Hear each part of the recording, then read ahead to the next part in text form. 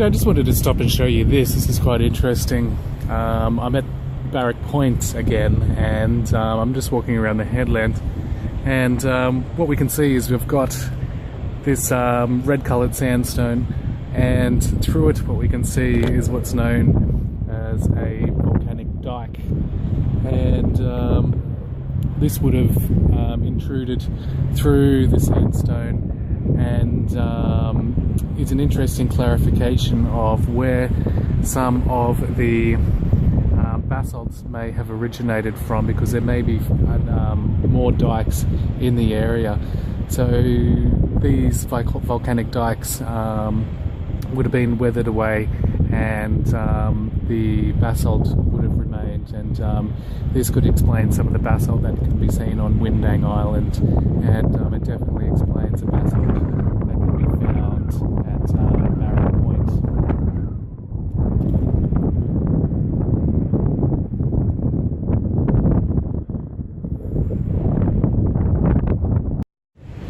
So I'm on the south side of Barrack Point, and I've just had a look along here, because we can see there's some examples of some middens. They've been highly disturbed, but we've also got a little bit of overhang. Although we've got a lot of southeasterly winds, you may be able to hear. What there is a little bit of overhanging protection. So I've had a look and I found a couple of different tools. The area has been developed, and there's a bit of concrete and stuff through it, but some of the harder mafic and felsic rocks still remain, and I'll see if I can find some interesting examples to show you.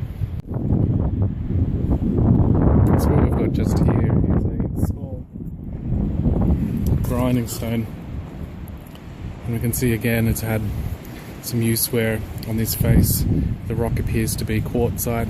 Small, but definitely had some use. Again, quartzite is not from this area, so this would have been brought in.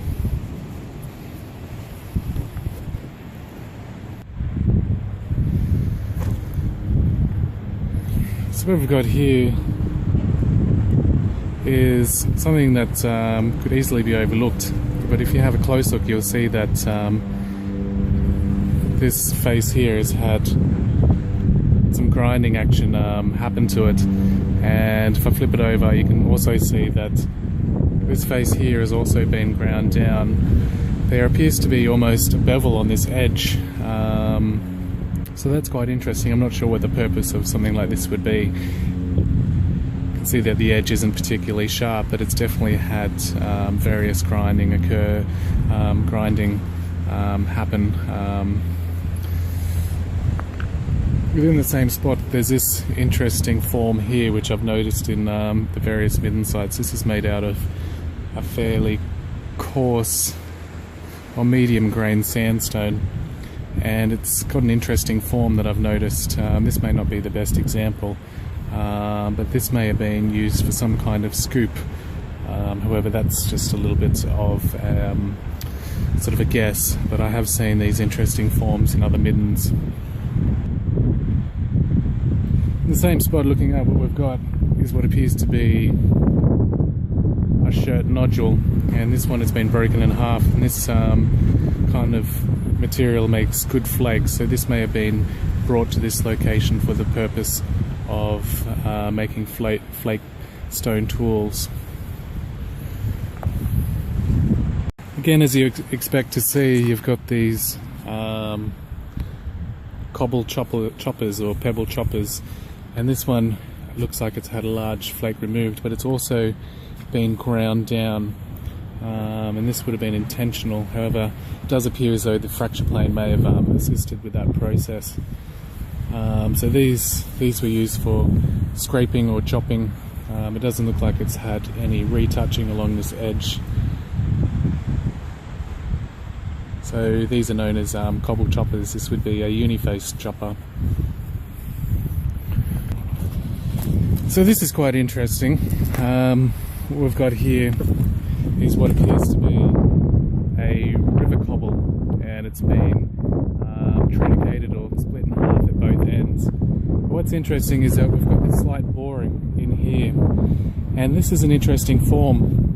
You see these forms in the drier, arid parts of Australia, and they've got this boring here, and this is the typical form of a firestone. So this would be held like that, and or if that was a top, this would be held with a shaft going down there to support a stick. So this is an interesting example of the, I guess, typical form that you'd see in the representation of firestones.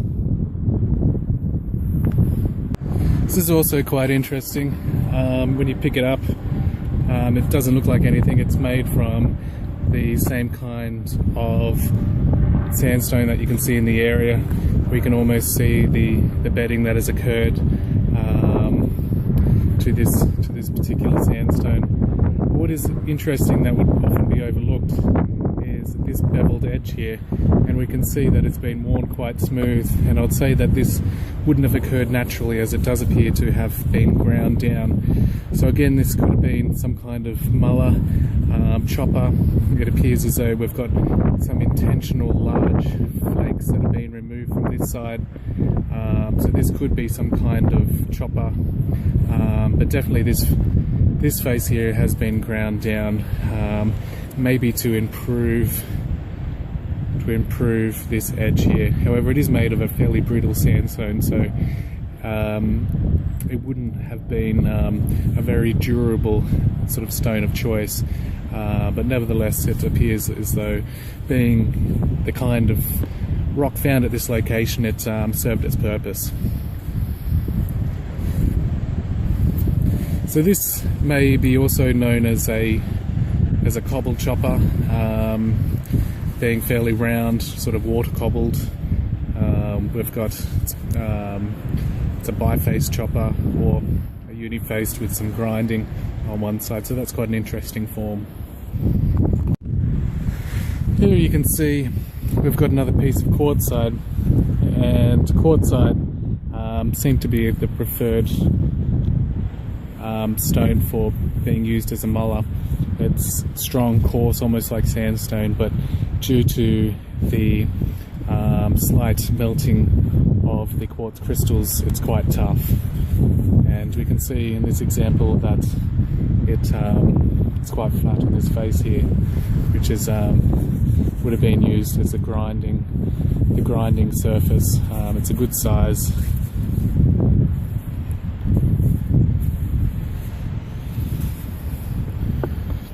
Right beside it, we can pull that out without knocking the camera over. We've got another hard piece of basalt, and again there's a lot of pieces like this which have been split in half. So these are interesting forms that are often well represented. So this is probably not the most interesting thing to show you. But what we've got is another piece of quartzite, and it appears as though it's been trunicated a little bit. It's been broken off the larger original cobble or pebble, and what we can see is that one of the faces is worn quite flat through the action of grinding.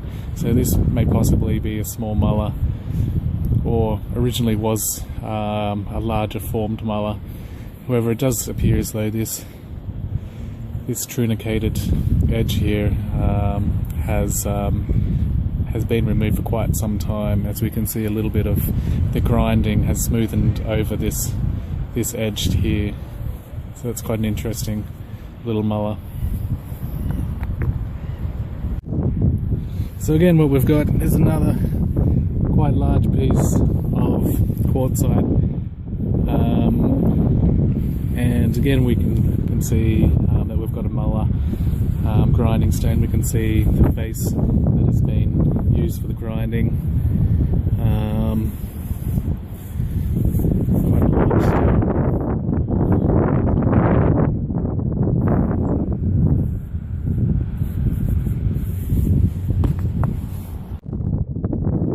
So this is quite interesting. We've got a sandstone,